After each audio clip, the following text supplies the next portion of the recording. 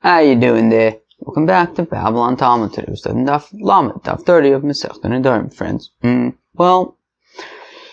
Daf 30, I don't know, it talks about Nedarim. What do you want me to tell you? Let's go weiter. So we're starting on Daf Lamed about, 5 lines before it gets wide, at the Mishnah. Hanode Miyorde Ayam. Somebody who says that he's not going to get any benefit from, people who travel the sea. Mutter biosh ve'ayabasha. Okay, so he can't get benefit from people who travel the sea, but he can get benefit from people who live on the dry land. Biosh ve'ayabasha also miyode ayam. However, if it's punkt fakert, if he says that he's not going to get any benefit from people on the dry land, well, that even includes people on the high seas, because the people on the high seas eventually are going to come back to the dry land. So the dry land people even includes the people on the high seas. Because the people who live, who are on the high seas are included in the people on the dry land. And then the Mishnah then says, we're going to have to understand what this is referring to, and it's not like those that simply travel in a boat from Akko to Jaffa, from Acre to Jaffa. I mean, that's not, it's cute, but that's not exactly Moby Dick. We're talking about the Moby Dickers. We're talking about Captain Ahab. We're talking about the people going out from Nantucket on whaler boats into the high seas in order to do high sea stuff. Why did they need whalers? What, because they would chop around the blubber from the whalers, from the whales, and then they would use the blubber to for lighting on the streets and stuff? Is that how it worked? They would kill a whale and chop its blubber and put it in street lights? Maybe that's what we should do. Maybe that's the solution. Maybe that's the solution to the environmental thing, is blubber. I mean, it's not funny. The environmental situation's not poshut, but we need solutions. Maybe blubber. We'll go back on whalers, searching for blubber. It's not funny though. Alright. Fine. Where were we? Now, it says in the Gemara, okay.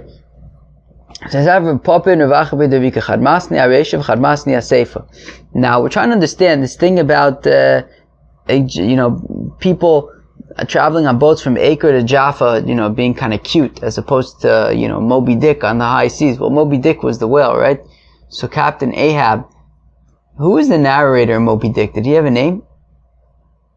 I don't know. I didn't get too far with Moby Dick. It's not poshut that book is not so poshut. It's not exactly Harry Potter. Alright, anyways. So Papa one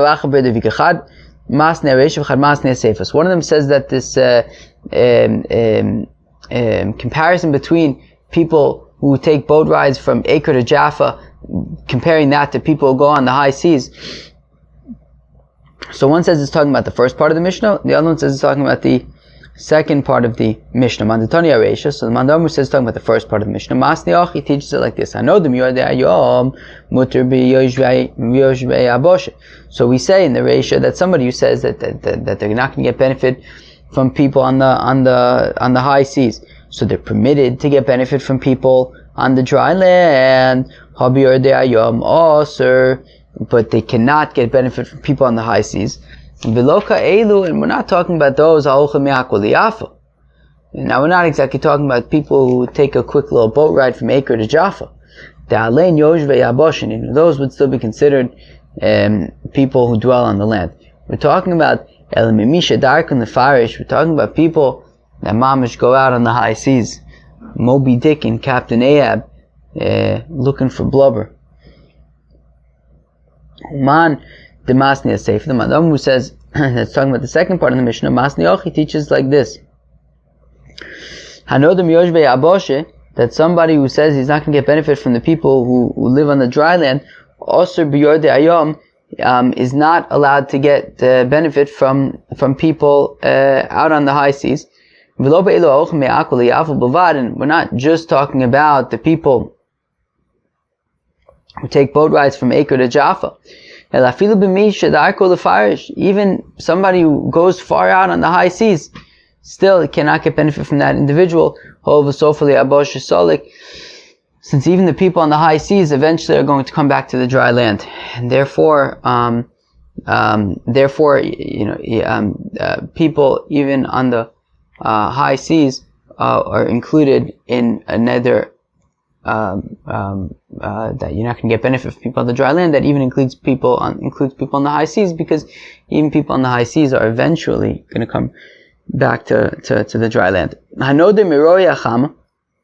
Somebody who says he's not going to get any benefit from, the initial understanding is that from people who see the sun.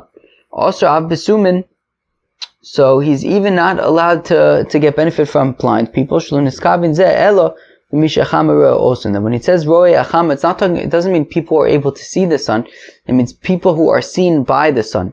So therefore, that even includes blind people, because the sun sees them, even if they don't see the sun. Because it doesn't say from those who see; it says from those who see the sun. And therefore, it means really those who are seen by the sun, to the exclusion of fish and ve'ubrim and ve'ubarim and fetuses.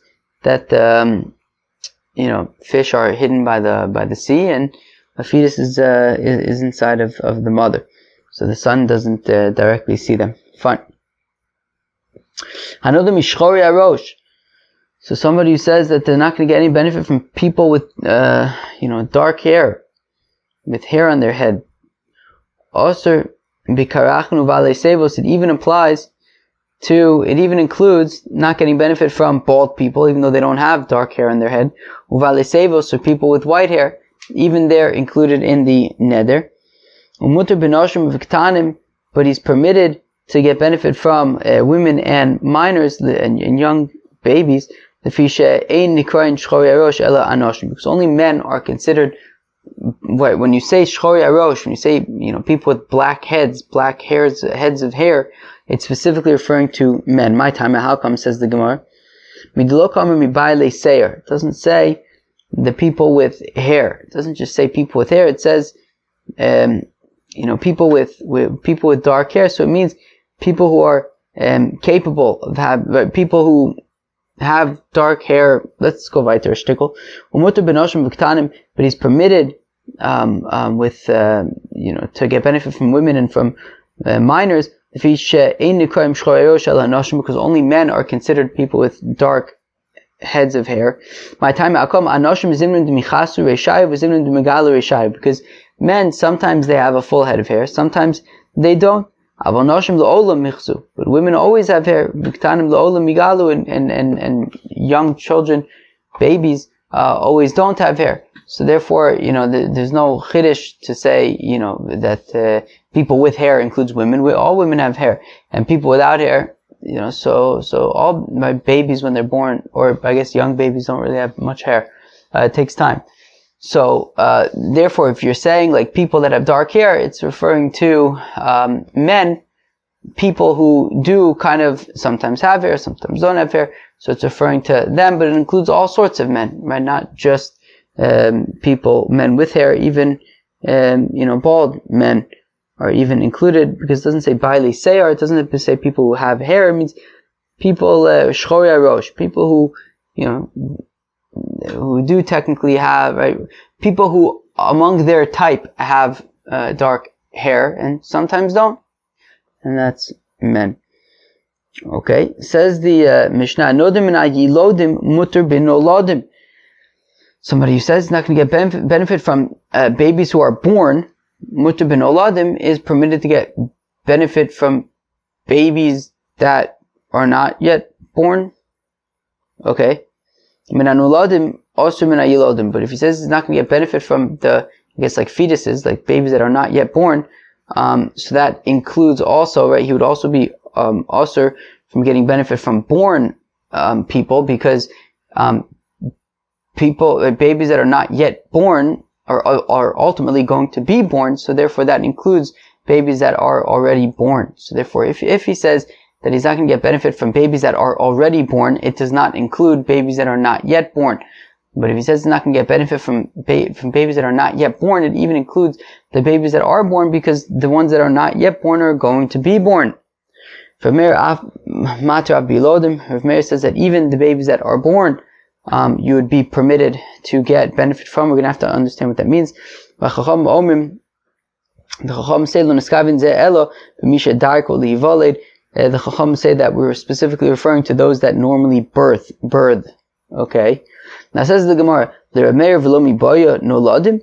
I don't understand. How do you understand Rav Meir? Rav Meir says in the Mishnah, right? Rav Meir matir af bilodim. He even permits the babies that are born. But does that imply, that, he's saying even the babies that are born? So meaning, Rav Meir is saying that if he says that he's not going to get benefit from the babies that are not yet born, so is he saying that he's still allowed to get benefit from the babies that are not yet born, and even from the babies that are born? Ela miman osir. But then who's he going to be forbidden from? So okay, there's missing some words. This is how you have to understand the Mishnah. Somebody who says he's not going to get benefit from babies that are born, would be permitted to get benefit from babies that are not yet born. If he says he's not going to get a benefit from babies that are not yet born, also be yilodim, he would also be also from those babies that are already born, since even babies that are not yet born are ultimately going to be born. Rav Meir says, Af anodim and anuladim mutar bi'ilodim. Then no, even somebody who says he's not going to get benefit from babies that are not yet born would be permitted to get benefit from babies that are born, from people that are born, just like when he says that he's not going to get benefit from those that are born, mutar binoladim is permitted to those that are not yet born. So it says Rav Papa to Abai. So are we understanding that noladim means babies that are not yet born? But what about the pasuk? It says that Yaakov Avinu says to Yosef that your two children that were already born in Eretz Mitzrayim, but at that point Menashe and Ephraim were already born. When you're going to tell me that it means that they weren't yet born, of course they're already born. So what? So then you're going to say that noladim means that they're already born. But that it says in the pasuk that a child will be born to David, and his name is Yoshiyahu. Are you saying that Yoshiyahu was already born? But Menashe wasn't even born yet. Menashe was his grandfather, so obviously he wasn't yet born, and it's saying nolad. Rather, it can be understood both ways, right? Noladim could be babies that are not yet born, or it could be that they are already born. By Nedarim, we go based on the way that people talk, and the way that people talk is that noladim is not yet born, and therefore that is why we assume that noladim is not yet born. Chacham say we're only talking about those that normally give birth, to the exclusion of fish and birds that I guess they lay eggs. They don't birth humans or animals, or right. They don't just like birth the new thing. Rather, they like lay eggs. All right, fine. Well, that was Daf Lamed of Masechta Nedarim. So we've been just talking about like random like Nedarim things. So like, if you say the people on the dry land, there's also include the people in the sea, and vice versa, and like different Nedarim that are included in other things. One interesting thing is at the end of the daf on Lamed Amud Beis we said Nedarim halech achalosha b'nei adam, that when it comes to vows, we go based on the way that people talk, which is very interesting. Friends, that was Daf Lamed of Masechta Nedarim. Hope you enjoyed. Peace out.